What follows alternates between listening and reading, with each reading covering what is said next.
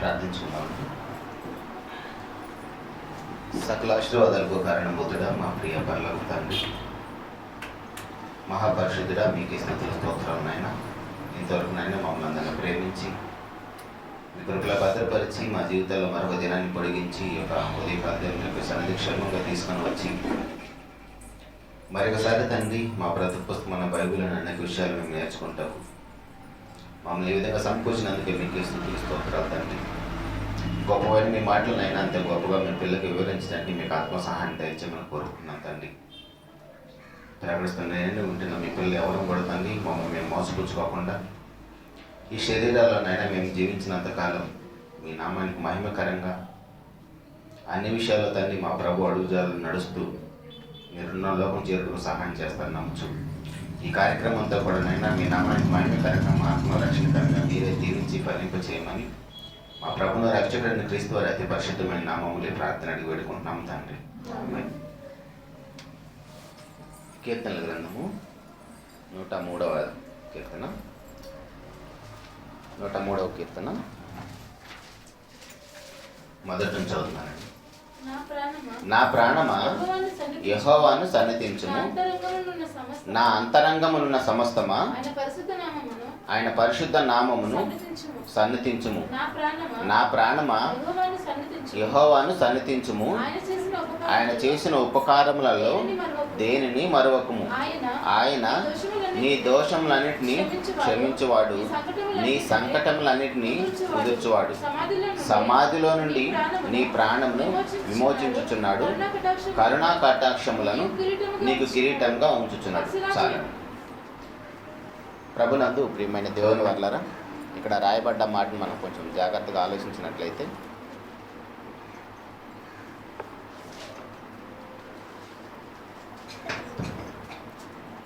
ఇప్పటికీ ఈ మాటలు మనం అనేక సార్లు చదువుకొని ఉంటాం. అయినా దేవునికి మహాకృపను బట్టి మరొకసారి కొన్ని విషయాలు నేర్చుకునే ప్రయత్నం చేద్దామండి. దావీదు గారు మాట్లాడుతున్నారు, తన ప్రాణంతో మాట్లాడుకుంటున్నారు. సర్వసాధారణంగా మనుషులు ఎవరితో మాట్లాడతారండి? మనుషులతోనే మాట్లాడతారు. ఏ జాతివి ఆ జాతి వాళ్ళతోనే మాట్లాడుతూ ఉంటారు. అట్లా కాకుండా తన మనసులో తానే మాట్లాడుకుంటున్నట్టుగా మనకి ఇక్కడ దావీదు గారు కనబడుతున్నారు. రోడ్లమ్మటి ఎవరైనా ఒక అతను తనలో తను మాట్లాడుకుంటూ వెళ్తూ ఉన్నారనుకోండి, వాళ్ళని చూసి ఏమనుకుంటాం మనం? కానీ ఇక్కడ దావీదు గారి పరిస్థితి అలాంటిది కాదండి. అంటే తన యొక్క శరీరము కానీ తన యొక్క మనసు కానీ దావీదు గారి యొక్క ఆధీనంలో ఉన్నట్టుగా మనం చూస్తాం, కనబడుతుంది కూడా. ఎందుకంటే సర్వసాధారణంగా మనసు ఒక చోట ఉండదు, శరీరం ఒక చోట ఉండదు అందరికీ. ఈవెన్ నాతో సహా ఇక్కడున్న మనం అందరం కూడా కట్టెలాగా ఇక్కడ కూర్చొని ఉంటామే, కానీ మైండ్ మాత్రం ఇంటి దగ్గర కానీ ఆఫీసుల్లో కానీ బయట మన ఫ్రెండ్స్ దగ్గర కానీ ఏడో ఒక చోట అటు ఇల్లు వస్తూనే ఉంటుంది, ఖచ్చితంగా ఇక్కడ ఉండదు.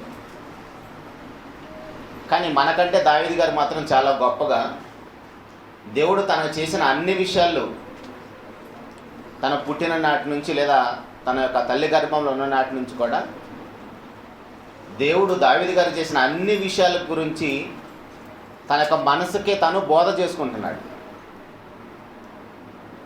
అంటే ముందుగా మన శరీరానికి లేదా మన మనసుకి మనం ఏదైతే ట్రైనింగ్ ఇస్తామో దాని ప్రకారం మన శరీరం నడుస్తుంది.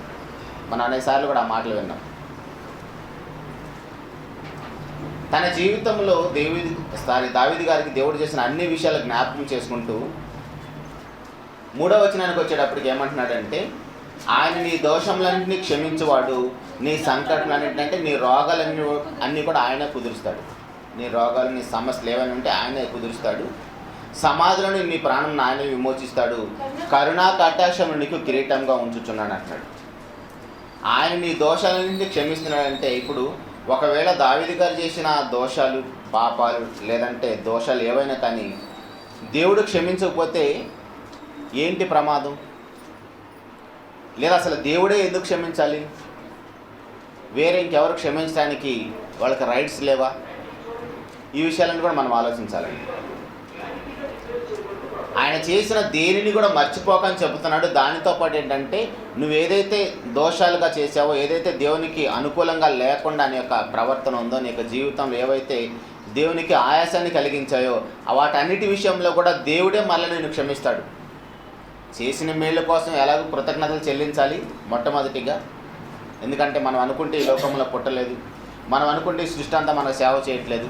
వీటన్నిటి వెనకాల కూడా దేవునికి హస్తం ఉంది కాబట్టి మనం బ్రతికాము, ఈ లోకంలో చక్కగా జీవించగలుగుతున్నాం. అయినా సరే ఇవి మర్చిపోకూడదు. దీనితో పాటు ఏంటంటే మనం చేసిన ప్రతి పాపపు కార్యక్రమాన్ని కూడా కేవలం దేవుడు క్షమిస్తేనే మనకి ఆ పాపానికి, ఆ దోషానికి విమోచన ఉంది. కానీ ఒకవేళ దేవుడు క్షమించకపోతే అది కూడా చాలా ప్రమాదం.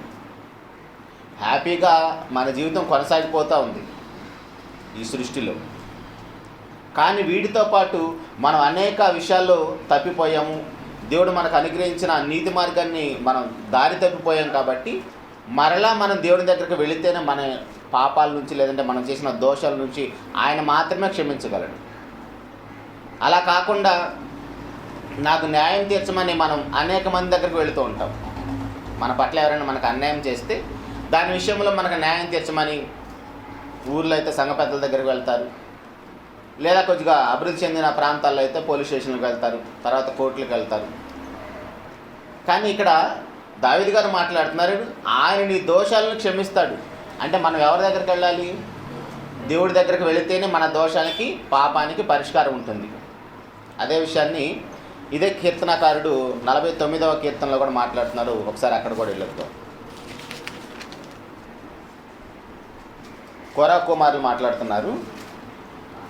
49వ కీర్తన 7వ వచనం, ఎవడును ఏ విధము చేతనైనను తన సహోదరుని విమోచింపలేడు.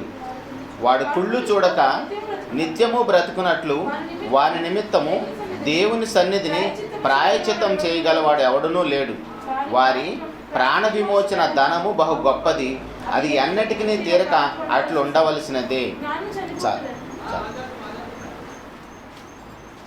ఇక్కడ కోరా కుమారులు మాట్లాడుతున్నాడు, ఎవడును ఏ విధము చేతను తన సహోదరుని విమోచించలేడు. దేనిలో నుంచి అండి? మరణములో నుంచి, లేదా పాప విముక్తిలో నుంచి, క్రయధనములో నుంచి. మనకి ఈ విషయం ఇంకా బాగా అర్థం కావాలంటే ఒకసారి సంఖ్యాకాండంలో ఒక మాట చూద్దామండి. సంఖ్యాకాండం 25వ అధ్యాయము 49వ వచనములో,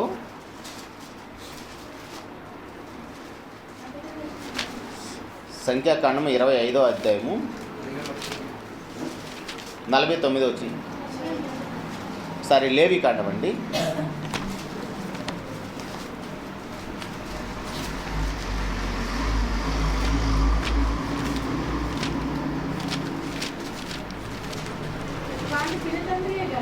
ఆ 25వ అధ్యాయము 49వ వచనం. అవును. వాని పినతండ్రియే కానీ, పినతండ్రి కుమారుడే కానీ, వాని వంశములు, వాని రక్త సంబంధియే కానీ వాని విడిపించవచ్చును. కావలసిన క్రయధనము వానికి దొరికిన ఎడల తను తాను విడిపించుకొనవచ్చును. ఇక్కడ సందర్భం ఏంటంటే ఇశ్రాయేలు ఎవరు కూడా ఎవరికి బానిసలుగా ఉండకూడదు. అయితే ఇశ్రాయేలు దగ్గర కొంతమంది వేరే వాళ్ళు వచ్చేసి బాగా ధనవృద్ధి చేసుకున్న తర్వాత ఇశ్రాయేలు ఎవరైనా సరే వారికి బానిసలుగా, వారికున్న దరిద్రాన్ని బట్టి, వారికున్న లేమిని బట్టి వారు బానిసలుగా అమ్ముడుపోయి ఉంటే,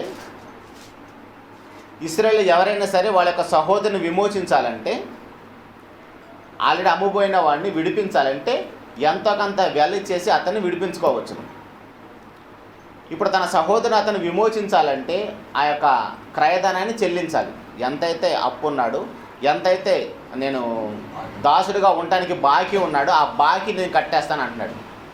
మన భాషలో చెప్పాలంటే ఆ బాకీ నేను తీర్చేస్తాను, వాడిని విమోచించండి అంటున్నాడు. ఇప్పుడు బాకీని అతను తీర్చాలంటే ఇతని దగ్గర ఆల్రెడీ ఉండాలి. దాని దగ్గర దాని ఇతని దగ్గర లేదనుకోండి, బాకీ తీర్చగలుగుతాడా? పోనీ ఆ భారాన్ని తన మీద వేసుకుంటాడా? ఎవడెట్టబోతే నాకెందుకు అనుకుంటారు. కానీ తన సహోదరుని ఎలాగైనా తను రక్షించాలి కాబట్టి, నా దగ్గర సరిపడా ధనం ఉంది కాబట్టి, ఎలాగైనా ఈ ధనము నాకు అతనికి ఇద్దరికి ఉపయోగపడుతుంది కాబట్టి నాకున్న ధనంలో కొంత అతనికి ఏదైతే అప్పుగా ఉందో ఆ బాకీ నేను కట్టేసి అతన్ని విమోచిస్తాను అంటున్నాడు. అయితే ఇక్కడ కోరా కుమారులు మాట్లాడుతున్న మాట ఒకసారి మనం చూసినట్లయితే, ఎవడును ఏ విధము చేతనను తన సహోదరుని విమోచింపలేడు అంటున్నాడు. అంటే ఎవడు ఏ విధము చేతను తన సహోదరుని విమోచించలేడు అంటున్నాడు. ఏ విషయంలో? ఇక్కడ మనం చూసిన విషయంలో లాంటిది కాదు ఇది. డబ్బు విషయంలో అయితే, ఆస్తి విషయాల్లో అయితే ఎలాగైనా సరే తన సహోదరుని విమోచించడానికి తన దగ్గర ఉన్నదాన్ని వెచ్చించగలుగుతున్నాడు, తన దగ్గర ఉంది కాబట్టి. కానీ ఇక్కడ మాట్లాడుతున్న విషయం ఏంటంటే అది పాపానికి సంబంధించింది, దోషానికి సంబంధించింది. ఇప్పుడు దోషాలు క్షమించాలంటే, పాపాల నుంచి విమోచించాలంటే ఇతని దగ్గర ఏముండకూడదు? పాపం ఉండకూడదు. అతను ఆల్రెడీ బాకీ అప్పులో ఉన్నాడు కాబట్టి అది తీర్చడానికి ఇతని దగ్గర సరిపడా ధనం ఉంది కాబట్టి అది నేను కడతానంటున్నాడు. అర్థమవుతుందా? మనకి ఈజీ లాంగ్వేజ్లో అర్థం అవ్వాలి. నా దగ్గర ఆల్రెడీ ఉంది, నాకు మించిన దానికంటే ఉంది కాబట్టి ఎవడైతే బాధలో ఉన్నాడో, అప్పులో ఉన్నాడో ఆ అప్పు కూడా నేను తీర్చేయటానికి నేను సమర్థుడని చెప్తున్నాడు. కానీ ఇక్కడ పరిస్థితి ఏంటంటే దోషాల్లో నుంచి, పాపాల నుంచి విమోచించాలంటే మన దగ్గర ఏముండాలి? దానికి సంబంధించిన ఏ లోపం మన దగ్గర ఉండకూడదు. ఇంకా అర్థం కావాలంటే ఒక క్లినిక్ బయట బోర్డు పెట్టి ఉంది, ఇక్కడ ఎవరు లేరు కదా, బట్టనెత్తి వాళ్ళకి మేము జుట్టు తెప్పిస్తామని బాగా ప్రకటనలు ఇచ్చారు. టీవీలో కానీ పేపర్లో కూడా న్యూస్ వచ్చింది. అది కింద ఫోన్ నెంబర్ ఉంటుంది కాబట్టి అడ్రస్ కనుక్కొని వెళ్ళాడు. వెళ్ళేటప్పటికి బాగా ఆశతో వస్తారు. సర్వసాధారణంగా ఉన్నప్పుడు జుట్టు విలువ తెలియదు ఎవరికి, మరి మీకు ఆడవాళ్ళకైనా పేరుకి ఆడవాళ్ళ పేరే ప్రస్తావిస్తారు. కానీ ఎందుకంటే జుట్టు పెరగడానికి చాలా ఇబ్బందులు పడుతూ ఉంటారని, అంతకంటే ఎక్కువగా మగవాళ్ళు కూడా పడతారు. కాకపోతే వీళ్ళు బయటికి చెప్పరు, మీరు బయట పడతారు అంతే. సరే కష్టపడి వెళ్ళాడు, అడ్రస్ తెలుసుకుని లోపలికి వెళ్ళాడు. నాకు ఖచ్చితంగా ఈరోజు జుట్టు వచ్చేస్తుంది, ఎలాగ డాక్టర్ చేసేస్తాడు అని కూడా లోపలికి వెళ్ళాడు. లోపలికి వెళ్ళేటప్పటికి డాక్టర్ గారు ఎలా ఉన్నాడు తెలుసా? ఆడు కూడా బట్టతలతో ఉన్నాడు. అర్థమైందా? డాక్టర్ గారే బట్టతలతో ఉన్నాడు. ఈ పేషెంట్కి ట్రీట్మెంట్ ఏం చేస్తాడు? ప్రకటనలు అయితే చేశాడు, ఆశపడి వచ్చాడు. కానీ వీడు కూడా అదే రోగంతో ఉన్నాడు, వీడు కూడా అదే ప్రాబ్లంతో ఉన్నాడు. ఏ పేషెంట్ అయితే ఏ ప్రాబ్లమ్ని ఫేస్ చేసేయడానికి వచ్చాడు, ప్రాబ్లమ్ని పోగొట్టుకోవడానికి వచ్చాడు, అదే ప్రాబ్లమ్ని ఫేస్ చేస్తున్నాడు ఈ డాక్టర్ కూడా. ఏమైనా ఉపయోగం ఉంటుందా? ఏమైనా లాభం కలిగిద్దా? మేలు ఉంటుందా? నవ్వుకుండా వెళ్ళిపోయాడు. అయితే ఆలోచించండి, ఇక్కడ కోరా కుమారులు మాట్లాడుతున్న విషయం ఏంటంటే ఎవడును ఏ విధము చేతనైనా తన సహోదరిని విమోచించలేడు. ఎందుకంటే వాడిలో కూడా ఖచ్చితంగా ప్రతి మనిషిలో, ఆరిన నేల మీద పుట్టిన ప్రతి మనిషిలో కూడా ఈ ప్రాబ్లం ఉంది. మనకు తెలుసు రోమపత్రిక 3:23 ఏముంటుందండి? ఏ భేదం లేదు, అందరినీ పాపం చేసి దేవుడు అనిపిస్తే మహిమను పొందలేకపోతున్నారు. ఇప్పుడు ఒక సహోదరిని విమోచించాలంటే వారిని ఏముండకూడదు అంటే పాపం ఉండకూడదు. ఒక మాటలో చెప్పాలంటే ఏ దోషం ఉండకూడదు. అందుకని దేవుడే మాట్లాడుతున్నాడు యెషయా గ్రంథం 43వ అధ్యాయంలో 43:25. నేను నేనే నా చిత్తానుసారముగా నీ అతిక్రమములను తుడిచివేయుచున్నాను, నేను నీ పాపములను జ్ఞాపకము చేసుకొని అంటున్నాడు. ఒకవేళ దేవుడే కానీ మన పాపాల జ్ఞాపకం చేసుకొని ఉంటే ఇప్పటికి మన పేరు కూడా మర్చిపోయి ఉండేవాళ్ళు. మన వాళ్ళంతా కూడా మన పేరు కూడా మర్చిపోయి ఉండరు ఒకవేళ దేవుడే కానీ మన పాపాలు ప్రతిసారి జ్ఞాపకం చేసుకుంటూ ఉంటాయి. కానీ దేవుడు మనకి అనుగ్రహించిన కృప ఏంటంటే దావీదు గారు కూడా మాట్లాడుతున్నాడు, నీ దోషాలన్నీ కూడా ఆయనే క్షమిస్తాడు, నువ్వు ఆయన దగ్గరకు వెళ్ళంటున్నాడు. ఇందాక మనం చూసిన లేవీ కాండంలో తన సహోదరుడు కూడా తన సహోదరులకి విన్నవించుకొని ఉంటాడు, నేను ఇక భారాన్ని కట్టలేకున్నాను, నన్ను విమోచించండి అని తన సహోదరునికి విన్నవించుకొని ఉంటాడు.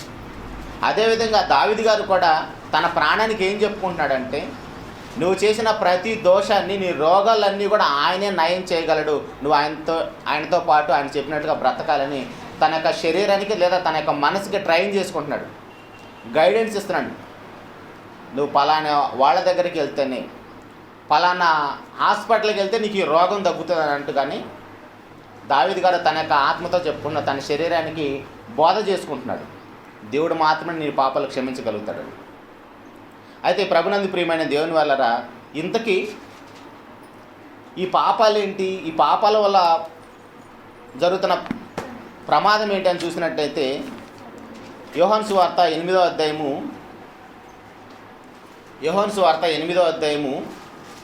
34వ వచనములో యేసు ప్రభు గారు మాట్లాడుతున్నారు. అందుకు యేసు పాపము చేయి ప్రతి వాడును పాపమునకు దాసుడిని మీతో నిశ్చయంగా చెప్తున్నాను. పాపం చేసే ప్రతి వాడు కూడా దేనికి దాసుడు అండి? పాపానికి దాసుడు.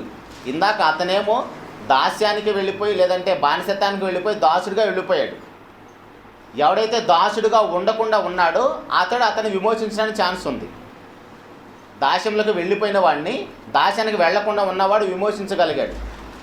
ఇక్కడ పాపం చేయి ప్రతివాడు కూడా పాపానికి దాసుడు అని చెప్తున్నప్పుడు ఇప్పుడు పాపానికి దాసుడు కానివాడు మాత్రమే విమోచించగలడు. పాపానికి ఎవరైతే దాసుడు కాదో వాళ్ళు మాత్రమే పాపం నుంచి విమోచించగలడు. అలాంటప్పుడు దేవుడు మాట్లాడుతూ, సరే వీళ్ళందరినీ పాపాల నుంచి విమోచించాలంటే ఎవరు వెళతారు, నా కోసం ఎవరున్నారని యెషయా గ్రంథము 6:8 దేవుడు అడుగుతున్నాడండి. యెషయా గ్రంథం 6 అప్పుడు నేను ఎవరిని పంపేదను, మా నిమిత్తము ఎవడు పోవునని ప్రభు సెలవేగా అంతట నేను చిత్తగించుము, నేనున్నాను, నన్ను పంపమనగా. ఇక్కడ చాలండి, సందర్భం మనకి అనేసార్లు మనం విన్నాం కాబట్టి తండ్రి అయిన దేవుడు మాట్లాడుతున్నాడు పరలోకములో, నా నిమిత్తం ఎవరు పోతారు, మా నిమిత్తం ఎవరు పోతారు అన్నప్పుడు యేసు ప్రభు గారు నేను వెళ్తానన్నట్టుగా అక్కడ సిద్ధంగా ఉన్నట్టు కనపడుతుంది. ఒకసారి ఇదే విషయాన్ని చిత్తం నేనున్నాను అన్నట్లుగా బైబిల్లో మనకు అనేక మంది కనపడతారు. ప్రారంభం నుంచి కూడా నోవా గారి కాలం దగ్గర నుంచి మనం చూసినట్లయితే ఎక్కడ దేవుడు ప్రజల్ని పిలిచినా నేనున్నాను ప్రభువా, చిత్తం నేనున్నాను అన్నట్టుగా అబ్రహాం గారు కానీ అనేక మంది భక్తులు పరలోకం నుంచి స్వరం వినపడగానే సాష్టాంగ నమస్కారం చేసేసి చిత్తం నేనున్నాను సెలవు ఇమ్మన్నట్టుగా అనేక మంది భక్తుల జీవితాలు మనకు కనపడుతుంది. అదేవిధంగా ఇప్పుడు పాపపు లోకానికి వెళ్ళిపోయి పరిశుద్ధులుగా ఉన్నవాడు పాపపు లోకానికి వెళ్ళిపోయి పాపులతో సహవాసం చేస్తూ వారు చేసిన ప్రతి పాపానికి తను శిక్ష భరించాలి. ఎందుకంటే దేవుడు ఎలాంటి వాడంటే దోషులను నిర్దోషులుగా ఎంచడు, నిర్దోషులను దోషులుగా, ఎవరి శిక్ష వాళ్ళు భరించాలి. ఖచ్చితంగా ఎవరి శిక్ష వాళ్ళు భరించాలన్నప్పుడు ఈ పాపానికి వెల ఖచ్చితంగా చెల్లించాలి. ఇందాక మనం చూసినట్లుగానే తను చేసిన అప్పు చెల్లించిన తర్వాత అతని సహోదరుని విమోచించగలడు. అప్పు చెల్లించకుండా పలుకుబడితో తను బయటికి తీసుకురావడానికి ఛాన్స్ లేదు. నువ్వు అంత గొప్పవాడైనా సరే ముందు అప్పు తీర్చేసి వాళ్ళు తీసుకెళ్ళమంటారు. మళ్ళంటప్పుడు పరలోకం నుంచి ప్రభు భూలోకానికి వచ్చినా సరే ఆయన పరిశుద్ధుడే, ఆయనలో ఎలాంటి పాపం లేదు. అయినా సరే దేవుడు రాసిన శాసనం ప్రకారం పాపం చేసిన ప్రతివాడు శిక్షార్హుడే. కాబట్టి ఆ శిక్ష భరిస్తేనే మనం చేసిన ప్రతి పాపానికి ఎవరైతే ఇది నేను మోస్తానని చెప్పాడో, అప్పు చేసినాడు 10 లక్షలు చేయొచ్చు, 20 లక్షలు చేయొచ్చు, ₹1,00,000 చేయొచ్చు, అప్పు మొత్తం చెల్లిస్తేనే అతను విమోచించబడతాడు తన సహోదరు చేతిలో నుంచి. అలాంటప్పుడు మనం చేసిన ప్రతి పాపానికి శిక్ష ఎవరైతే భరిస్తానని వచ్చాడో ఆయన భరిస్తేనే మనం విమోచించగలుగుతాడు. అలా కాకుండా కొంత మాత్రం నేను చెల్లిస్తాను, కొంత తర్వాత చెల్లిస్తాను, వేరే వాళ్ళు చెల్లిస్తాను అన్నాడు అనుకోండి, అతను విమోచించబడతాడా? ఆ దాశం నుంచి బయటకు రాగలుగుతాడా? రాలేడు. సో వచ్చిన వాళ్ళు ఎవరైనా సరే పూర్తిగా చెల్లిస్తేనే దాశంలో నుంచి విమోచించబడతాడు. అది మనకు బాగా అర్థమైతే ఇప్పుడు ఇందాక మనం మాట్లాడుకున్నట్లుగా 8:34 పాపం చేయి ప్రతివాడు కూడా పాపానికి దాసుడైపోయినప్పుడు ఆ పాపం నుంచి విమోచించాలంటే పాపానికి వచ్చే శిక్ష ఎంత భయంకరమైందో మనకు తెలియాలి. ఆ శిక్ష అంతా కూడా అతను భరిస్తే ఖచ్చితంగా మనల్ని విమోచించగలుగుతాడు. అందుకని మత్తయి సువార్తలో కూడా 20:28 రాయబడ్డ మాట చూద్దాం ఒకసారి.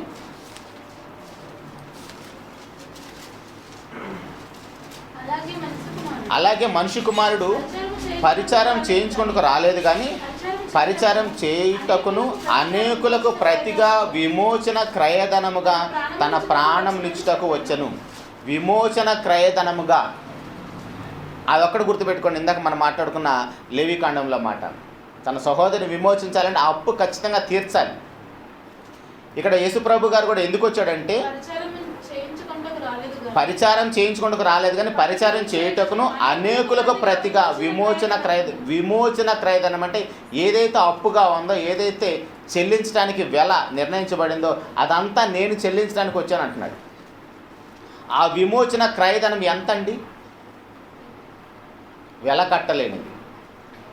ఒకవేళ వెల కట్టాలని ఒకవేళ సాహసం చేసిన ఎవరైనా సరే అది మా వల్ల కాదని మీకా గారు మనకు తెలియజేశారు. ఒకసారి అది కూడా చదువుకుందాం ఈ సందర్భంగా. మీకా గ్రంథము 6వ అధ్యాయం 6వ వచనములో, ఏమి తీసుకుని వచ్చి పాప విమోచన క్రయదానాన్ని ఒకవేళ చెల్లించాలనుకుంటే దాని గురించి మాట్లాడుతున్నాడు. ఏమి తీసుకుని వచ్చి నేను యెహోవాను దర్శింతును, ఏమి తీసుకుని వచ్చి మహోన్నతుడైన దేవుని సన్నిధిని నమస్కారం చేతును, దహన బలులను 7 దూడలను అర్పించి దర్శించున, వేల కొలది పొట్టేళ్లను, వేలాది నదులంత విస్తారమైన తైలమును ఆయనకు సంతోషము కలుగుచేయన, నా అతిక్రమమునకై నా జ్యేష్ఠపుత్రుని నేను ఇస్తున్నా, నా పాప పరిహారమునకై నా గర్భఫలం నేను ఇస్తున్నా. చాలండి, నా పాప పరిహారానికే నా గర్భఫలాన్ని ఇచ్చినా కూడా సరిపోదు అంటున్నాడంటే అది ఎంత వెల కెట్టలేనిదో ఆలోచించండి. భక్తుడు సాహసం చేసి ఒకవేళ ఇవేవి తీసుకొని వచ్చినా సరే నేను చెల్లించలేను, కానీ నా గారాల పట్టి లేదంటే నా ముద్దుల బిడ్డనిచ్చినా సరే నన్ను ఆ పాపం నుంచి విమోచించడానికి ఛాన్స్ లేదంటున్నాడు. కానీ వీటన్నిటికంటే గొప్పది వెల కట్టలేనిది ఏదైనా ఉందంటే అది ప్రభువారు మన అందరి నిమిత్తం కార్చిన రక్తం మాత్రమే. తిమోతికి రాసిన మొదటి పత్రిక 2వ అధ్యాయము, తిమోతి గారికి అపోస్తలుడైన పౌలు గారు రాసిన మొదటి పత్రిక 2వ అధ్యాయం 6వ వచనములో, ఆయన అందరి కొరకు విమోచన క్రయధనముగా తన్ను తాను సమర్పించుకొనెను. చాలండి, ఈయనంట ఒకరి నిమిత్తమో ఇద్దరి నిమిత్తమో కాదంట, అందరి కొరకు. అందరి కొరకు అంటే ప్రారంభ మానవుడైన ఆదాము గారు మొదలుకొని మళ్ళీ సెకండ్ కమింగ్ యేసు ప్రభు వచ్చేంత వరకు ఈ 6 నేల మీదకి ఎంతమంది అయితే మనుషులు వస్తారో వారందరి నిమిత్తం కూడా ఈయన ఒక్కడు కార్చిన రక్తమే సరిపోతుందంట. ఈయన ఒక్కడు చెల్లించిన ఆ ధనమే సరిపోతుందంట. పుట్టని వాళ్ళు పుట్టిన తరువాత మళ్ళీ వారు ఏ దాశానికైతే వెళ్ళిపోతారో ఆ దాశానికి సంబంధించిన ఆ వెలను కూడా వాళ్ళు పుట్టకముందే ప్రభు వాళ్ళందరి నిమిత్తం చెల్లిస్తున్నాడండి. కాబట్టి ప్రభునందు ప్రియమైన దేవుని వల్ల జాగ్రత్తగా ఆలోచించండి. ఆ యొక్క పాప విమోచన క్రయధనం ఎంత గొప్పదో ఆలోచించండి. అంటే ఇప్పుడు యేసు ప్రభు గారు ఎంత ధనాన్ని సమకూర్చుకొని ఉండాలండి. ఒకసారి ఆ మాట కూడా చూద్దాం. కొరింథీయులకు రాసిన 2వ పత్రిక 8వ అధ్యాయము 9వ వచనం అండి. మీరు మన ప్రభు అయిన యేసుక్రీస్తు కృపను ఎరుగుదురు కదా, ఆయన ధనవంతుడై ఉండి మీరు తన దారిద్ర్యము వలన ధనవంతులు కావాలని మీ నిమిత్తము దరిద్రుడాయను. ఆయన ఎంత ధనవంతుడండి? యేసు ప్రభు గారు ఎంత ధనవంతుడు? సృష్టిలో యేసు ప్రభుతో సంబంధం లేకుండా పుట్టింది వచ్చింది ఏదైనా ఉందా? కనబడుతున్న సృష్టం కానీ కనబడిన సృష్టం కానీ ఏదైనా సరే ఈ 3 లోకాలలో యేసు ప్రభుతో సంబంధం లేకుండా వచ్చింది ఏదైనా ఉందా? మన కళ్ళ ముందు ఎవరైనా సరే 4 రూపాయలు కనపడితే, మంచి బిల్డింగ్ మంచి కారు కనపడితేనే వాడు చాలా గొప్పవాడు అనుకుంటాం. లేదా ఒంటి నుంచి బంగారం కానీ, చేతుల నిండా బంగారం కానీ, మెడలో పెద్ద బంగారం వేసుకొని అందరి ముందు గొప్పగా కనపడేటటువంటి చాలా ధనవంతుడు అనుకుంటాం. ఆ బంగారాన్ని కానీ, వజ్రాలు కానీ, వైడూర్యాలు కానీ, ఈ లోకంలో ఉన్న సమస్త సమృద్ధి అని మనం ఏదైతే అనుకున్నాం అవన్నీ కూడా పుట్టడానికి కారకుడు ఎవరండి? ఈ యేసు ప్రభు వారి. అంత గొప్పవాడైన యేసు ప్రభు వారు ఎంత దరిద్రుడయ్యాడంటండి.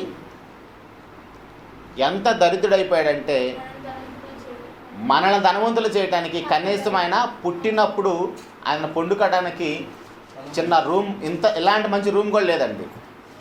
ఇప్పుడు మనం ఎంత మంచి వాతావరణంలో వాక్యం వింటున్నామంటే నిజంగా యేసు ప్రభు గారితో పోల్చుకుంటే పసిబిడ్డలు పొండుకటానికి లేదా పసిబిడ్డలు ఉండటానికి కూడా అనుకూలమైన ప్రదేశమే కాదు అసలు అది. అంత భయంకరమైన ప్రదేశంలో యేసు ప్రభు గారు మనల్ని ఈ విధంగా ఉంచడానికి అలాంటి ప్లేసులు ఆయన పుట్టాల్సి వచ్చింది. పోనీ పెరిగి పెద్దవాడిన తర్వాత ఆయనకి ఏమన్నా మంచి ఆస్తిపాస్తులు లేదంటే మంచి ఇళ్ళు ఏమైనా ఉన్నాయంటే తలవాల్చుకోవడానికి కూడా స్థలం లేదన్నాడు. మనకు తెలుసు. ఓడలో ప్రయాణం చేస్తున్నప్పుడు ఎక్కడో ఓడలో ఒక మూలన పడుకొని నిద్రపోతుంటే అంతగా అలసిపోయి ఆలోచించండి. ఇప్పుడు సముద్రంలో ప్రయాణం చేసేటప్పుడు ప్రజలందరూ మాట్లాడుకుంటా ఉంటే ఓడలో ఒక మూలన పండుకొని నిద్రపోతున్నాడంటే శరీరంతో తండ్రి పని ఎంతగా చేసి అలసిపోయి ఆలోచించండి. పుట్టిన నాటి నుంచి లేదా 12 సంవత్సరాలప్పుడు కూడా సమాజ మందిరాలకు వెళ్ళిపోయి అప్పుడు కూడా వాక్యాన్ని ప్రకటిస్తున్నాడు. 12 సంవత్సరాలు అంటే ఏం చేస్తారంటే అండి, రోడ్ల మీద ఆడుకుంటూ ఉంటారు. కొన్ని అమ్మా నాన్న వచ్చేసి, భౌతికంగా కన్నా అమ్మా నాన్న వచ్చేసి మమ్మల్ని ఎందుకు ఇలా చేసావు అన్నప్పుడు యేసుప్రభు గారు అన్నమాట మనకు తెలుసు, నేను నా తండ్రి పనుల మీద ఉండాలి మీకు తెలియదు అంటాడు. అంటే ఆల్రెడీ వాళ్ళు దూత చోటి బోధించబడ్డారు, అయినా సరే ఆ విషయాన్ని మర్చిపోతారు వాళ్ళు. అంటే పుట్టిన నాటి నుంచి యేసుప్రభు గారు మన అందరి నిమిత్తం ఎన్ని శ్రమలు పడ్డాడో, ఎన్ని బాధలు భరించాడో, ఎందుకోసం అంటే ఈ విధంగా మనల్ని అందరినీ కూడా విమోచించడానికి. ఒకవేళ యేసుప్రభు గారు అన్ని శ్రమలే పడకపోయి ఉంటే ఈ విధంగా వచ్చి మన వాక్యం వినగలిగేవాళ్ళమా? అంటే ఇప్పుడు దేవుడి దగ్గరికి రావటానికి, తండ్రి సన్నిధికి రావటానికి, లేదా వాక్యం వినటానికి, మనం సాకుగా చెప్పడానికి ఏవైతే మనం ఎన్నుకుంటామో అవేవి కూడా చెల్లవు. ఎందుకంటే యేసుప్రభు ఎంత ధనవంతుడో ఎంత దరిద్రుడో ఈ 2 విషయాలు మనకు జ్ఞాపకం ఉంటాయి. ఈ 2 విషయాలు ఎప్పుడు మనం లైఫ్ లాంగ్ గుర్తుపెట్టుకోవాలి. ఈ శరీరంలో మనం జీవించినంతకాలం ఆయన ధనవంతుడై ఉండి మీరు తన దారిద్ర్యం వలన ధనవంతులు కావాలని మీ నిమిత్తం దరిద్రుడయ్యాడు. ఇక్కడ ఇంకొక విషయాన్ని కూడా మనం ఇప్పటి వరకు భౌతికపరమైన ఆస్తిపరమైన విషయాలు ఆలోచించినట్టుగానే మనల్ని ధనవంతులు చేయడానికి మనం చేసిన పాపాలన్నీ కూడా తన మీద వేసుకొని, ఇందాక మనం మాట్లాడుకున్నాం యోహాను సువార్త 8:34 పాపానికి దాస్యంలోనికి యేసుప్రభు గారు వెళ్ళిపోయారు. ఆయనలో పాపం లేదు, కానీ ఆ పాపానికి దాస్యంలోకి వెళ్ళిపోవటం వల్ల ఆ శిక్ష భరించడానికి ఆ పాపాన్ని తన మీద వేసేసుకున్నాడు. ఎందుకు? మనల్ని ధనవంతులను చేయడానికి, మనల్ని నీతిమంతులను చేయడానికి. ఒకవేళ ఆ దాస్యంలోకి ఆయన వెళ్ళలేదనుకోండి, దాస్యంలోకి వెళ్ళాడంటే మనం తప్పుగా ఆలోచించాల్సిన అవసరం లేదు. పాపం చేశాడని కాదు, ఆ పాపాన్ని ఆయన భరించడానికి, ఆ పాపం వల్ల శిక్ష ఏదైతే ఉందో తను భరించడానికి ఆ పాపాలని తన మీద వేసుకున్నాడు. అందరి పాపాలు, ఒకరిద్దరి కాదు. ఇప్పుడు ఎవడైనా సరే ఒకడు 10 లక్షలు అప్పు చేశాడు అనుకోండి, సపోజ్ అన్నయ్య వెళ్ళేసి ఆ అప్పు నేను తీరుస్తాను అన్నాడు. ఎలాగో మంచి ధనవంతుడు వచ్చాడు, నా అప్పు కూడా తీర్చమని ఇంకొకటి పక్కన వచ్చి నిలబడి అయ్యా నా అప్పు కూడా తీర్చమన్నాడు అనుకోండి, తీర్చగలుగుతాడా? పోనీ అది సాహసం చేసి తీర్చాడు అనుకోండి, కొంచెం కోటేశ్వరుడు అనుకోయి దాన్ని తీర్చాడు. అలాగే ప్రజలందరూ వచ్చి లైన్లో నిలబడ్డారు అనుకోండి, అందరూ అప్పులు తీర్చగలుగుతారా? మనుషులు ఎవరైనా సరే, అంబానీ కాదు, లేదంటే ఇంకెవడైనా సరే ప్రపంచంలో టాప్ 10లో కోటీశ్వరులు ఉన్నారు, వాళ్ళు ఎవరైనా సరే అందరి అప్పులు తీర్చగలుగుతారా? కానీ యేసుప్రభు గార్చిన రక్తం ఏంటంటే మన అందరి పాపాల నిమిత్తము ఆయన విమోచన క్రయధనంగా తన ప్రాణాన్ని పెట్టాడంట. ఆయన చివరి రక్తబొట్టు కూడా మన అందరి పాపాల నిమిత్తం చిందించాడు. కాబట్టి ఆ రక్తము ఎంత వెలగలిగిందో ఆలోచించండి.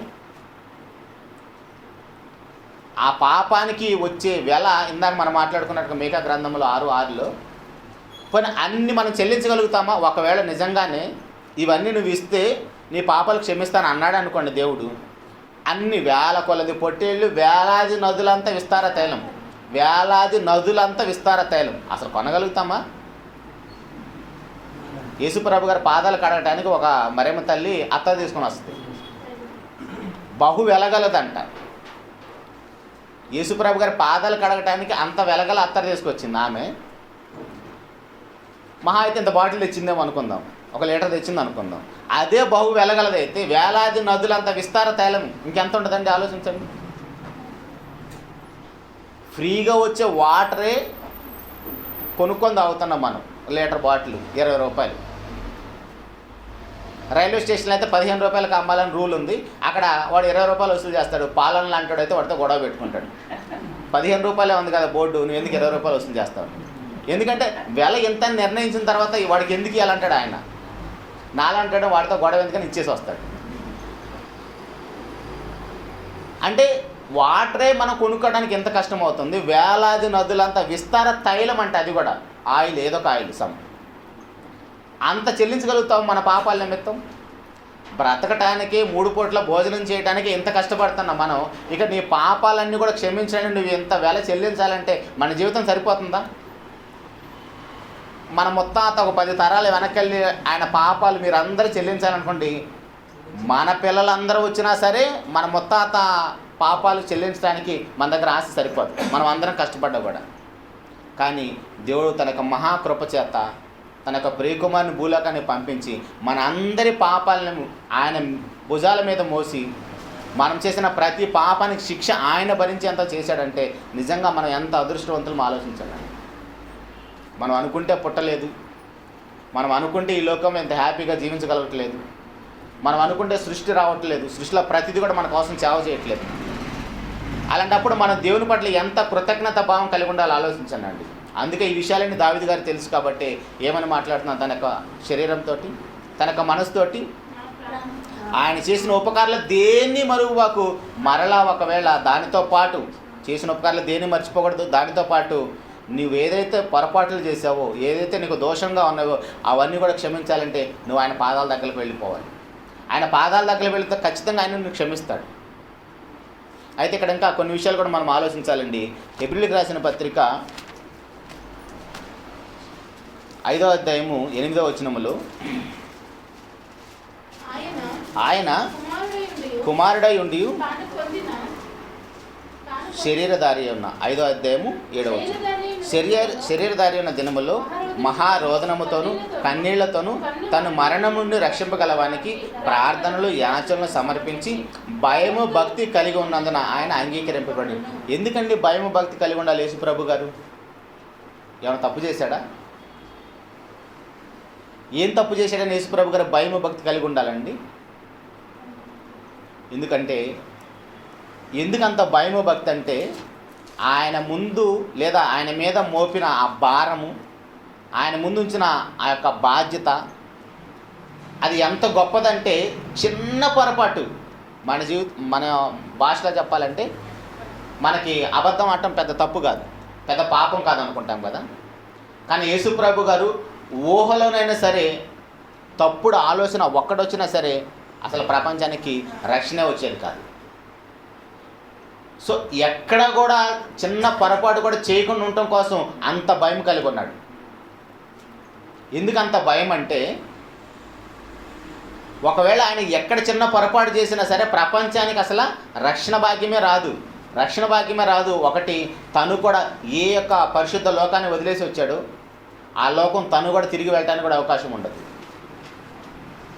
ఇక్కడ మనం ఎలా ఆలోచించాలంటే తనని తాను కాపాడుకోవాలి ఒకటి, దానితో పాటు అనేక మందిని కాపాడాలనుకుంటే ఎంత పవిత్రంగా ఉండాలో ఆలోచించండి.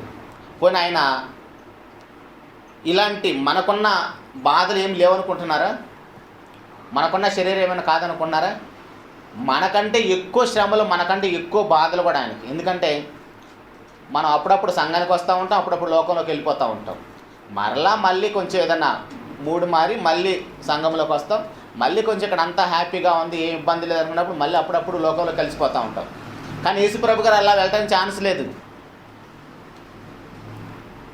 ఒకవేళ సేవకులు, తల్లిదండ్రులు, లేదా ఒకవేళ మన మనసాక్షి కూడా అప్పుడప్పుడు గద్దిస్తేనే తప్ప కాన్స్టెంట్గా మనం ఉండలేము. మనకైతే వెసులుబాటు ఉంది పోవటానికి రావటానికి, అట్టని వెళ్ళాలని కాదు మన ఉద్దేశం. వెళ్ళినా సరే దానికి మీకు అర్థం కావాలని ఒక విషయాన్ని చెప్తాను చూడండి. నోవా గారు ఓడ కట్టుకొని ఓడలోకి వెళ్ళిపోయాడండి. మిగిలిన వాళ్ళంతా కూడా వాటర్లో కొట్టుకొని వెళ్ళిపోయారు, ప్రాణాలు కోల్పోయారు. 40 దినాలు మొత్తం ఫుల్గా వాటర్ ఉంది. ఒకవేళ వర్షం ఆగిపోయిందని బయటకు వచ్చాడు అనుకోండి, మునిగిపోయి చనిపోయాడు ఆయన. ఎప్పుడు వరకు ఉండాలి ఓడలోనే? భూమి మీద వాటర్ అంతా ఇంకిపోయేంత వరకు, దేవుడు బయటికి రమ్మన్నంత వరకు ఓడలోనే ఉండాలి. అర్థమవుతుందా? అలా కాకుండా జస్ట్ ఒకసారి వెళ్ళేసి వస్తానని బయటకు వచ్చాడు అనుకోండి, మళ్ళీ ఓడ ఎక్కగలుగుతాడా? డోర్ వేసింది ఎవరు? దేవుడే వేసేసాడు. ఒకవేళ దేవుడే డోర్ వేసిన తర్వాత మళ్ళీ నోవా గారు ఒకసారి బయటికి వెళ్ళి చూసేసి వస్తానని బయటకు వచ్చాడు అనుకోండి, మళ్ళీ ఓడ ఎక్కడానికి ఛాన్స్ లేదు. అదేవిధంగా సంఘంలోకి వచ్చిన మనము, క్రీస్తు ప్రభు వారి యొక్క రక్తంలో కడగబడ్డ మనము ఒకసారి లోకంలోకి వెళ్ళేసి వస్తారని అటు వెళ్ళామనుకోండి, ఆ టైంలోనే ప్రభు వస్తే జస్ట్ సంఘంలోంచి అడుగు బయట పెట్టంగానే మన ప్రాణం పోయిందనుకోండి, ఇన్నాళ్ళు మనం చేసిన భక్తి అంతా ఏం కావాలండి? అంతా వృధానే కదా. బూడిదలో పోసిన పన్నీర్ అంటారే, సరే పన్నీర్ అంటే మళ్ళీ కొనుక్కోవచ్చేమో, సాయిబుల దగ్గరికి వెళ్తే దొరికింది అత్తరంటారు, కొనుక్కోవడానికి ఛాన్స్ ఉందేమో. మన జీవితాన్ని కోల్పోతే అందుకని దావీదు గారు మాట్లాడుతుంటే ప్రతి క్షణము ఆయన చేసిన ఉపకారాలు దేన్ని మర్చిపోబాకంటున్నాడు. దానితో పాటు నీ పాపాలు క్షమించాలి, నీ దోషాలు క్షమించాలి, నీ రోగాలు నీ సంకల్పంలో కుదర్చాలంటే ఆయన మాత్రమే నయం చేస్తాడు. కాబట్టి ఎల్లప్పుడూ ఆయన పాదాల దగ్గర ఉండని చెప్తున్నాడు. పోనీ ఆయన సామాన్యుడండి, మళ్ళాగా మహారాజు ఆయన. గొలియత్ అంత ఆజానుబాడు కనబడితే చిన్న రాయితో కొట్టి చంపేంత బలము కలిగిన వాడు, అంత వివేకి కూడా. కొన్ని దేవుడు అని చెప్పాడా చిన్న రాయి తీసుకొని చంపమని? చెప్పాడండి దేవుడు అని చెప్పాడా? అక్కడ ఆ రాయి తీసుకో, నువ్వు కొట్టగలను కరెక్ట్గా అక్కడ తగిలేదట్టు నేను చేస్తానని చెప్పాడా? లేదు కదా. వాడు ఎంత పెద్దవాడైనా సరే చిన్న అంటే ఆయన ధైర్యం ఏంటి? నా వెనక దేవుడు ఉన్నాడు. అందుకని దావీదు గారు ఎల్లప్పుడూ తన జీవితకాలం అంతా కూడా, అఫ్కోర్స్ చాలామంది మాట్లాడుతూ ఆయన చేసిన చిన్న పొరపాటుని ఇచ్చుకుంటాడు. పొరపాటు అయిపోయిన తర్వాత ఆయన జీవితాన్ని ఆలోచించారు. ఆ విషయాన్ని కూడా దావీదు గారు రాయించాడు, నేను తప్పు చేశానని. ప్రవక్త వచ్చి చెప్పిన తర్వాత వెంటనే రాజుగారు సైతము సరి చేసుకోగలిగాడు. మనమైతే తల్లిదండ్రులు చెప్పినా సరి చేసుకోలేం, మనకంటే పెద్దలు చెప్పినా సరి చేసుకోలేం, సేవకులు చెప్పినా కూడా సరి చేసుకోలేం. కానీ ఆయన మహారాజై ఉండి కూడా ప్రవక్త వచ్చి చెప్పగలిగే వెంటనే సెటెడ్ అయిపోయాడు. అందుకని తన శరీరం తన ఆధీనంలో ఉంటుంది కాబట్టి ఆయన తన యొక్క శరీరంతో ఎల్లప్పుడూ బోధ చేసుకుంటూ ఉన్నాడు. ఆయన చేసిన ఉపకారాలు దేన్ని మర్చిపోబాకు. ఒకవేళ నువ్వు చేసిన పాపాలు దోషాలు ఏమంటే ఆయన పాదాల దగ్గరికి వెళ్తే ఆయన మాత్రమే క్షమించగలడు. అందుకనే ఇందాక మనం మాట్లాడుకున్న మాట, నేనే నీ పాపాలను క్షమిస్తాను అంటున్నాడు. ఆయన క్షమించకపోతే మన పాపాలకు విమోచన లేదు.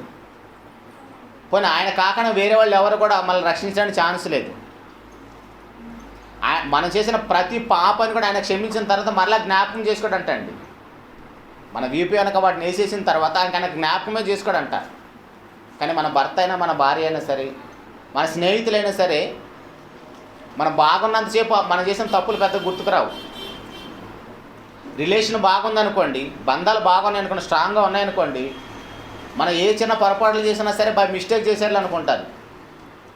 రిలేషన్ కొంచెం దూరం అవుతుంది అనుకోండి, పట్టింపులు వచ్చాయనుకోండి, భార్య భర్తలైనా సరే, రిలేషన్లు ఎవరి దగ్గరైనా సరే, ప్రతి చిన్న విషయాన్ని కూడా భూతత్వంలో చూస్తారు. దానివల్లే రిలేషన్ కట్ అయిపోతుంది మనకు తెలుసు. కానీ దేవుడు మాత్రం మనం చేసిన ప్రతి పాపాన్ని క్షమించిన తర్వాత మరలా జ్ఞాపకం చేసుకొని అంటున్నాడు. ఎంత అదృష్టవంతులో మనం చూడండి. కాబట్టి ప్రభునందు ప్రియమైన దేవుని వల్ల జాగ్రత్తగా ఆలోచించండి. ఒకసారి కొరింథీయులకు రాసిన 2వ పత్రిక,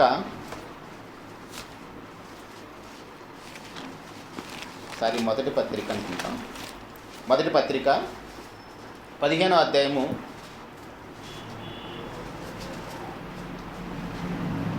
15వ అధ్యాయము 54వ వచనం చదువుకుందామండి. ఈ క్షయమైనది అక్షయతను ధరించుకున్నప్పుడు, ఈ మర్త్యమైనది అమర్త్యతను ధరించుకున్నప్పుడు విజయమందు మరణము మృంగివేయబడెను అని వ్రాయబడిన వాక్యము నెరవేరును. ఓ మరణమా నీ విజయం ఎక్కడా? ఓ మరణమా నీ ముల్లెక్కడా? ఇక్కడ మరణాన్ని ఆయన మృంగివేశాడండి. ఎందుకంటే మన అందరికి కూడా తెలుసు, పాపం అనే మరణం, అదే నరకం మనందరికీ తెలుసు. రెండవ మరణం అంటే మనందరికీ భయం. భౌతిక మరణం మనం ఎంత ఆరోగ్యంగా ఉన్నా సరే చనిపోతాం. కానీ రెండవ మరణం మాత్రం నరకం. దానిలో నుంచి యేసు ప్రభు గారు మనందరం విమోచించాడు. కాబట్టి ఈ మాట ఆల్రెడీ హోషేయ గ్రంథము 13వ అధ్యాయం 14వ వచనంలో ప్రవచనం. అది హోషేయ గ్రంథము 13వ అధ్యాయము 14వ వచనంలో అది ప్రవచనం ఇక్కడ యేసు ప్రభు గారి ద్వారా నెరవేర్చబడింది. అందుకని ఆయన మాట్లాడుతున్నమాట, ఓ మరణమా నీ విజయం ఎక్కడ? ఎందుకంటే అపవాది యేసు ప్రభు గారి యొక్క మరణ సమాధి పునరుద్ధానాంతరం వరకు కూడా ఆ యొక్క మరణం అనే భయంతో ప్రపంచ ప్రజలందరూ కూడా అది భయపెడుతూనే ఉంది.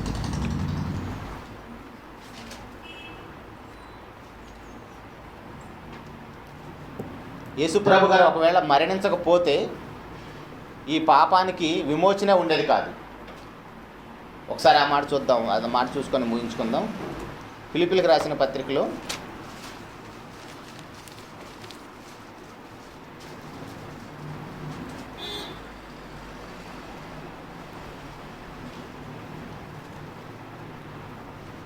2వ రెండవ అధ్యాయము, ఫిలిప్పీయులకు రాసిన పత్రిక 2వ అధ్యాయము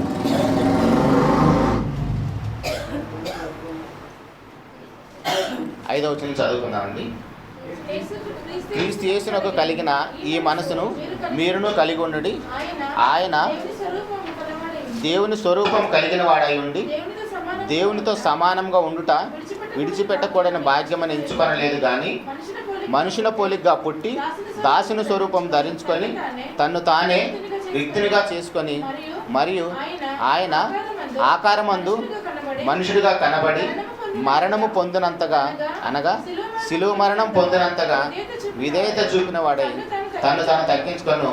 అందుచేత పరలోకమందున్న వారిలో కానీ, భూమి మీద ఉన్న వారిలో కానీ, భూమి క్రింద ఉన్న వారిలో కానీ ప్రతి వాని మోకాలను యేసునామమున వంగునట్లు ప్రతి వాని నాలుకయు తండ్రి అయిన దేవుని మహిమార్థమై యేసుక్రీస్తు ప్రభు అని ఒప్పుకున్నట్లు దేవుడు ఆయనను అధికంగా హెచ్చించి ప్రతి నామమునకు పై నామమును ఆయనకు అనుగ్రహించెను. ఎందుకు యేసు ప్రభు గారికి ఇంత ఆధిక్యత వచ్చిందంటే ఆయన మన అందరి పాపాలు విమోచించగలిగాడు కాబట్టి ప్రభునందు ప్రియమైన దేవుని వాళ్ళు జాగ్రత్తగా ఆలోచించండి.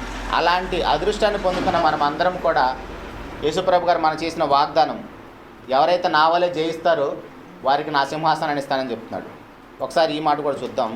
హెబ్రీయులకు రాసిన పత్రిక 2వ అధ్యాయము, హెబ్రీయులకు రాసిన పత్రిక 2వ అధ్యాయం 14వ వచనం అండి. కాబట్టి ఆ పిల్లలు రక్తమాంసములు గలవారనేందున ఆ ప్రకారమే మరణం యొక్క బలము గల వారిని. ఎవడంటే మరణం యొక్క బలము? అపవాది. ఎందుకంటే యేసుప్రభు గారి యొక్క మరణ సమాధి పునరుద్ధానంత వరకు కూడా అపవాది మరణ ప్రభుత్వమే ఏర్పాటు చేసింది. ఆ మరణానికి దొరకని వారు ఎవరూ లేరు. కాబట్టి ఆ పిల్లలు రక్తమాంసములు గలవారనేందున ఆ ప్రకారమే మరణము యొక్క బలం గలవారిని, అనగా అపవాదిని మరణము ద్వారా నశింపజేయటకును జీవితకాలమంతయు మరణ భయము చేత దాస్యమునకు లోబడిన వారిని విడిపించుటకును ఆయన కూడా రక్తమాంసములో పాలివాడయ్యాడు. ఒకవేళ మనము చేసిన పాపానికి ఆయన దేవదూతల స్వభావం ధరించుకొని వచ్చాడనుకోండి, మనకు రక్షణ ఉంటుందా? ఎందుకంటే మనం ఎంత డబ్బు అప్పు ఉన్నామో అంతే డబ్బు ఇవ్వాలి. దాని బదులు వేరేది ఇస్తే చెల్లుతుంది అంటే చెల్లదు. అదేవిధంగా మనం చేసిన శరీరం ద్వారా మనం చేసిన ప్రతి పాపానికి ఆయన కూడా శరీరంలో వస్తే మాత్రమే విమోచించగలరని ఛాన్స్ ఉంటుంది. అందుకనే ఇదే 4వ అధ్యాయం హెబ్రీయులకు రాసిన పత్రిక 15వ వచనం కూడా ఒకసారి చదువుదామండి. మన ప్రధాన యాజకుడు మన బలహీనతల యందు మనతో సహానుభవం లేనివాడు కాడు, కానీ సమస్త విషయములలో మనవలే శోధింపబడినను ఆయన పాపం లేనివాడుగా ఉన్నాడు. మన ప్రధాన యాజకుడు, మన యొక్క మధ్యవర్తి, తండ్రి అయిన దేవునికి మనకి వారధిగా వచ్చిన ఆయన ఎలాంటి వాడంటే మన బలహీనతలతో మనతో సహానుభవం లేనివాడు కాడంటే మనకంటే ఎక్కువ ప్రాబ్లమ్స్ ఆయనకే ఉన్నాయి. ఇంట్లో అలాంటి సమస్యలే ఉన్నాయి, సమాజంలో అలాంటి సమస్యలే ఉన్నాయి, అపవాదితో అలాంటి సమస్యలే ఉన్నాయి. కానీ ఇంట్లో మనకి ఎప్పుడు గొడవలు ఉంటాయండి. మనం ఇంటికి వెళ్ళామనుకోండి, మన అక్క తమ్ముళ్ళు కానీ లేదా తల్లిదండ్రులు కానీ బయటికి వెళ్ళిపోమ్మని అనుకోండి, మళ్ళీ ఇంటికి వెళ్తాం మనం. కానీ యేసుప్రభు గారు మాత్రం ఖచ్చితంగా ఇంట్లో ఎన్ని సమస్యలు ఉన్నా సరే ఇంటికి కూడా వెళ్తాడు. ఎందుకంటే ఇంట్లో వాళ్ళని కూడా రక్షించాలి. ముందు ఇంట్లో వాళ్ళని రక్షించలేనప్పుడు ఆయన బయటికి వెళ్ళి వేరే వాళ్ళు చెప్తున్నారు అనుకోండి, వింటారా మాటలు? కాబట్టి మనమైనా సరే, క్రైస్తవులను మనమైనా సరే ముందు మన కుటుంబాన్ని రక్షించుకోవాలి. అన్ని విషయాలు మనకి యేసుప్రభు గారే మాదిరి. మన ప్రధాన యాజకుడు ఎన్ని విషయాల్లో మన వలె శోధింపబడినను ఆయన పాపం లేనివాడుగా ఉన్నాడు. ఎందుకంటే చిన్న పాపం ఆయన పడిపోయినా సరే ఆయన కూడా పాపానికి దాసుడైపోతాడు. ఇంకా దాస్యంలో ఉన్న మనల్ని ఏమి విమోచించగలుగుతాడు? ఎలా రక్షించగలుగుతాడు? ఆయన కాచిన రక్తం మన పాపానికి విమోచన కలగజేయగలుగుతుంది అంటే కలగజేయలేదు. కాబట్టి ఆయన ఎందుకు అంత భయం భక్తి కలిగి ఉన్నాడంటే మనల్ని రక్షించడానికి, మనల్ని కూడా విమోచించడానికి అంత భయం భక్తి కలిగి ఉన్నాడు. కాబట్టి మనమంతా కూడా కేవలం కృప ద్వారా రక్షించబడ్డాం. ఆ కృప విషయంలో మన నిర్లక్ష్యం లేకుండా, మనం పొందిన రక్షణ విషయంలో భయం భక్తి కలిగి, మనం పొందిన రక్షణ విషయంలో భయం భక్తి కలిగి ఉండాలి. యేసుప్రభు గారు తప్పు చేయకుండా భయం భక్తి కలిగి ఉన్నాడు. మన విషయంలో అయితే మనం పొందిన ఫ్రీగా రక్షణ పొందాం కాబట్టి ఆ రక్షణ విషయంలో మనం భయం భక్తి కలిగి మన రక్షణను చివరి వరకు కాపాడుకోవాలని మనస్ఫూర్తిగా కోరుకుంటూ ఈ యొక్క సందేశాన్ని ముగిస్తున్నానండి. చిన్న మాట ప్రార్థన చేసుకుందాం.